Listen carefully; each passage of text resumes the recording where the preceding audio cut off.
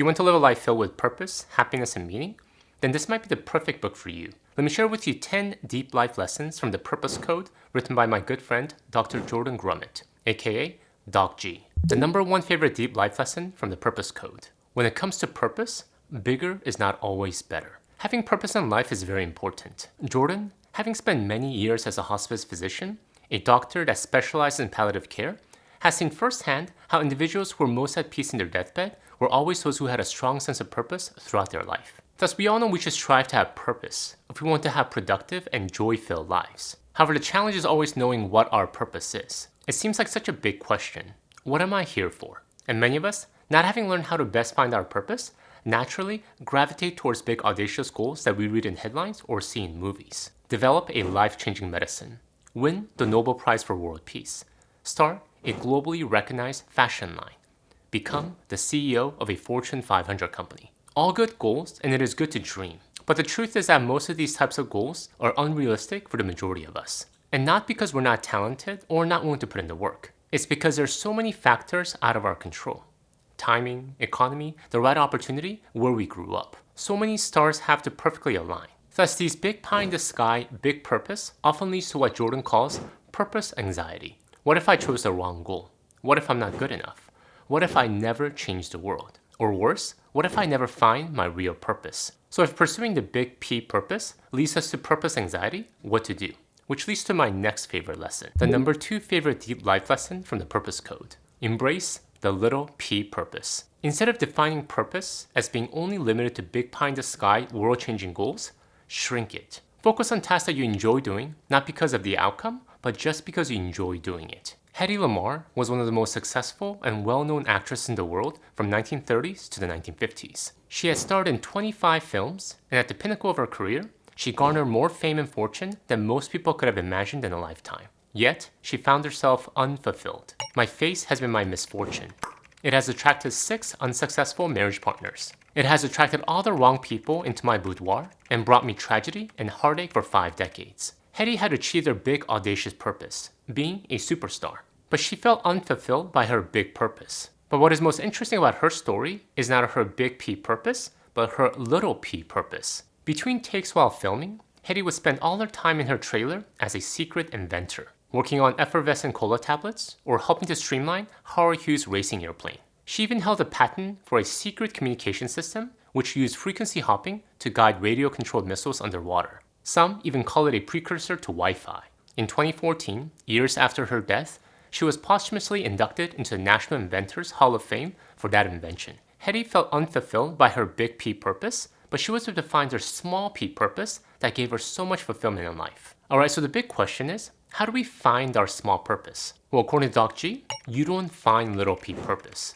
You create it. Before we get into finding our small p purpose, a quick word from our video partner, Mint Mobile. Finding our life purpose is important. However, do you know what else is important? Especially in growing our wealth? Watching our expenses. And one expense that we all have is our cell phone bill. Well, what if I was to tell you there is a cheaper phone service option that provides the same quality or even better? Which is why I'm excited to talk to you about Mint Mobile, who I'm partnering with for today's video.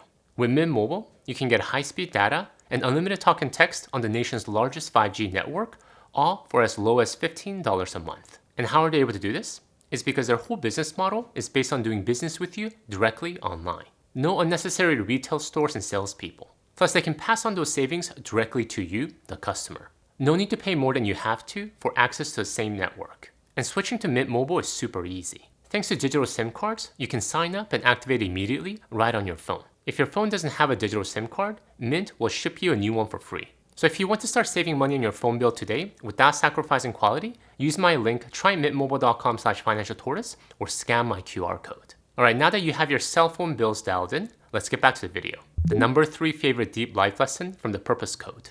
Conduct your life review.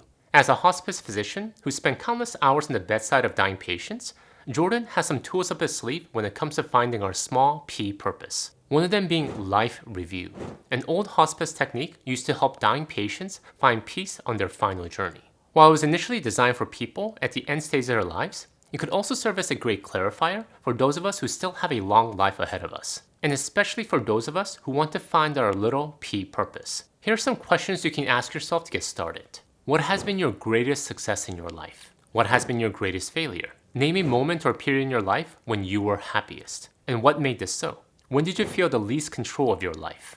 And why? Who are the people who have had the greatest influence on you? Use these questions to reflect on your past in an open and honest way and allow it to direct your future desires and aspirations. Are there some childhood or young adult life activities that you've forgotten about? Something that you've allowed yourself to dismiss because you didn't see it aligning with your big P purpose? What are some activities that you find tremendous joy in doing, but never gave it enough place in your life because it seems so small and trivial? Alright, but what if you feel so busy with everything that's going on with your life that you can't imagine adding anything more? If so, then what? The number 4 favorite deep life lesson from the Purpose Code.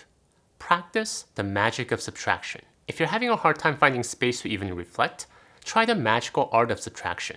This exercise is simply writing out all the responsibilities and tasks that occupy your time, both at home and at work. Then going down the list and subtracting items that caused pain, distress, or unnecessary stress. For Jordan, when he did this exercise, he ended up with a very short list for his professional life as a physician. Hospice. He found no joy in many of the tasks as a physician. Meetings, committees, administrative work. But he found so much joy when he was sitting with his hospice team, helping patients navigate the last stages of their lives. And this became his anchor, his small P purpose. He knew it wasn't a big, audacious, big P purpose that would change the world, but he could change the life of one patient at a time, and that gave him so much joy. So we must continually ask the question, does this activity warrant my time and attention? However, we can't just end with subtracting. So let's get into my next favorite lesson. The number 5 favorite deep life lesson from the Purpose Code. Practice the joy of addition. Once you've practiced the magic of subtraction, finding clarity and space in your life, practice the joy of addition. After you've removed many loathsome activities from your life, start filling those empty time slots with things you love, incrementally adding in purposeful activities one at a time. Jordan gives us few things to consider as we're adding activities. 1. Avoid activities that are goal-oriented. We don't want to focus on the mountaintop. That is anchoring ourselves to the outcome, not the process. 2. We want to add activities where we enjoy the process. We find joy in the doing, not the destination. Following the mountain analogy, the joy is all in the climb, not the mountaintop. 3rd, we should not be able to fail. Success is showing up and just doing. We want to be careful not to assign some qualitative or quantitative value to our effort. That is, again, being outcome-focused. 4. Incorporate an incremental gain into the activity. Though we don't want to focus on the final destination, there is joy that comes from small improvements. 5. Have multiple activities. To be honest, more the merrier. Bottom line, be intentional about what activities you choose to spend your time on. In today's world, we tend to overvalue things like money and status. However, the truth is that time is actually the most precious resource we have on Earth. Each human being has a certain number of time slots. These could be hours, days, or weeks, or years. We have no clue how many of these time slots we have. Before we go on, a quick question for you. Are you not sure if you're on the right track when it comes to your finances? Are you looking for additional guidance? Well, if you're my friend, I have great news for you. I have a free gift I want to share with you. By answering just a few questions in this financial health awareness quiz, you can receive a free, customized financial plan. A plan that will show you how you're currently doing with your finances and ways that you can make it even better. So make sure to go to the link I'll have in the description below to receive your free plan. Alright, with that said, let's get back to the video. Number 6 favorite deep life lesson from the Purpose Code. Recognize that money is a tool, not a goal. When hearing all these talks about finding our purpose, little or big, subtracting or adding activities from our life, some of you guys might be thinking, who has a luxury to do that? I need to pay the mortgage, feed my family, and pay the bills. I need more money. If I can have more money, then that will solve many of my problems, and that in turn could help me find joy. Yes, there's tremendous benefit to getting our finances in order. Learning to live within our means, paying off our debt, and investing for the future alleviates so much of life's stress. However, we should be careful not to make money the ultimate goal. More money itself will never make us any happier. That is because money, at the end of the day, is nothing more than a tool. Just like a wrench or a hammer, by itself, it gives no specific joy. However, if you use that hammer to hang your family photo in your living room, that tool helps you to create joy. In the same way, when we use money in the right way, it can help us find our purpose, find our meaning, find happiness. But used the wrong way, it can actually create misery and despair. So when it comes to money, let's focus on learning to use it the right way. Let's learn how the tool works so we can get maximum value out of its utility. Because at the end of the day, the true value of money is only derived from what we can accomplish with it. Money only solves money issues. Happiness is rarely a simple money issue. Number 7 favorite deep life lesson from the Purpose Code. Recognize that when it comes to happiness, there is no other driver that is as powerful as having positive social relationships. The famous Harvard study of adult development follows 724 men from various economic and social backgrounds starting from the 1938 onwards, the longest longitudinal study ever conducted. They asked the participants to fill out questionnaires every 2 years on the subject of emotion and well-being with the goal of finding out what was the strongest predictor of happiness. And the result was crystal clear. It wasn't money, achievement, career choice, exercise, or healthy diet that made the respondents happy.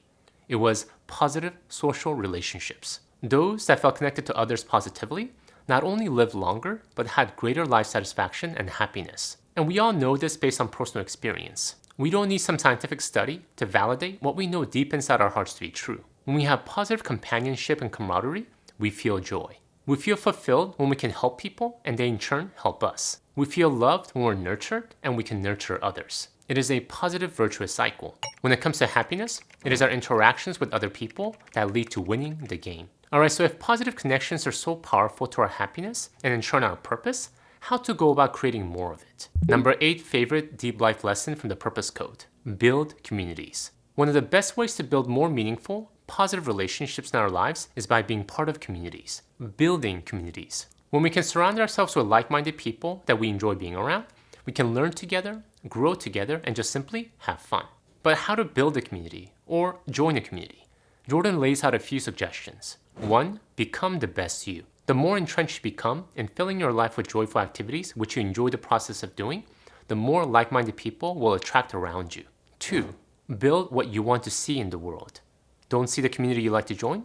Build it yourself. Do what you love and invite others to be part of the journey. 3. Sign up for a class. People are not only gathering because of a common interest, but you get to share the same space for a specified period of time.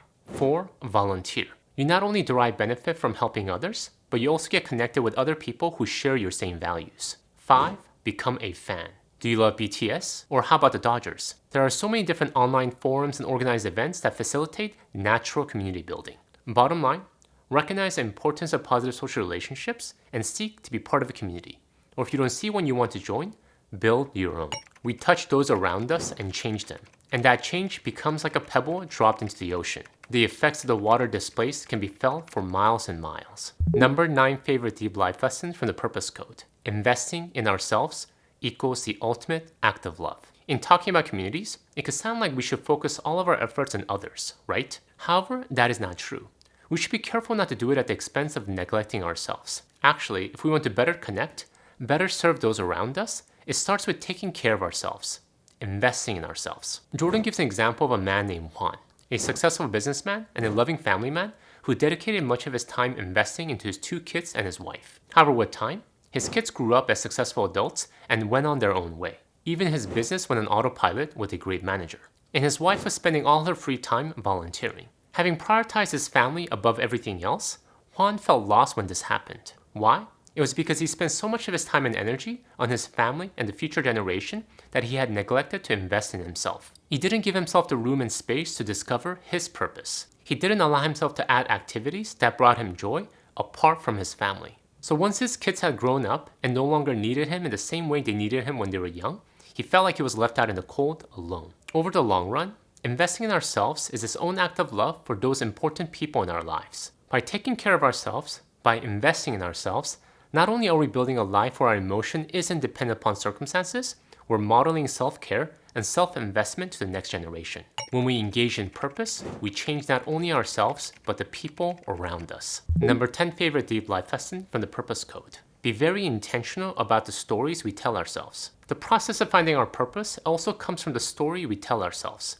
Are we telling ourselves a victim story or a hero story? Carla and Miguel were twins that Jordan encountered as Carla was coming to the end of a prolonged battle with breast cancer. They had grown up together under the same parents and had experienced similar childhoods, yet the stories they told themselves couldn't have been more different. Carla and Miguel did not have an easy childhood. They lost their mother during birth, their father struggled with depression, and they lived in constant poverty. Often, there was not enough food on the table to make their stomachs stop growling. However, Carla saw everything from a positive perspective. Her mother made the ultimate sacrifice, her father did his best raising them, and her poor neighborhood made her appreciate life when she became an adult. Miguel, however, did not see it that way. He told a completely different story. He blamed the medical system for his mother's death. His dad got fired from every job because of his depression, and he felt trapped by his neighborhood's threat of gang violence. Worse, he always thought that his sister had it easier. So let's ask ourselves, what stories are we telling ourselves? What meaning are we attributing to our past experiences? Were we a victim or were we the hero? How do I reinterpret the past to not only understand, but thrive in the present and future? How do I remain the hero of my journey, regardless of which way the path twists and turns? Number 11 favorite deep life lesson from the Purpose Code. Do we want to pass on generational trauma or generational growth? Generational trauma essentially is a trauma that extends from one generation to the next for a person or a group of people who undergo economic, cultural, or family distress. For example, if your grandfather suffered through the Great Depression, then his negative narrative about money might get passed on to his kids, then possibly even to you, the following generation. And it could manifest itself in the form of anxiety, depression, and even post-traumatic stress syndrome. Now, there's not much we can do about what happened in the past. However, we can affect what happens going forward. Just as generational trauma can negatively affect one generation after another, generational growth can pass down joyful and engaging beliefs, loves, and skills. And our ability to harness the power of small p purpose, focus on building positive relationships, and investing in ourselves can go a long way in cultivating generational growth for those that will come after us. The final and number 12 favorite deep life lesson from the Purpose Code: leverage regret. Regret is often discussed as a negative emotion, that when we regret the things that we've done, that's a bad thing. However, it only becomes a negative because we allow it. Author Daniel Pink talks about in his book, The Power of Regret, how regret is not necessarily a bad emotion because it grants us agency, an opportunity to do something about it. If we're honest, none of us can say we have no regrets. I say and do stupid things all the time. The key is to leverage this emotion towards the positive by doing something about it. Not just sulking in regret, but using it to live our best life. There are moments in our past when we could have done more and been better. The future then becomes our playground to rewrite these narratives. Thank you guys for watching. In the line of living life with no regrets, please check out my video on the 5 regrets of dying here. Until next time, all the best.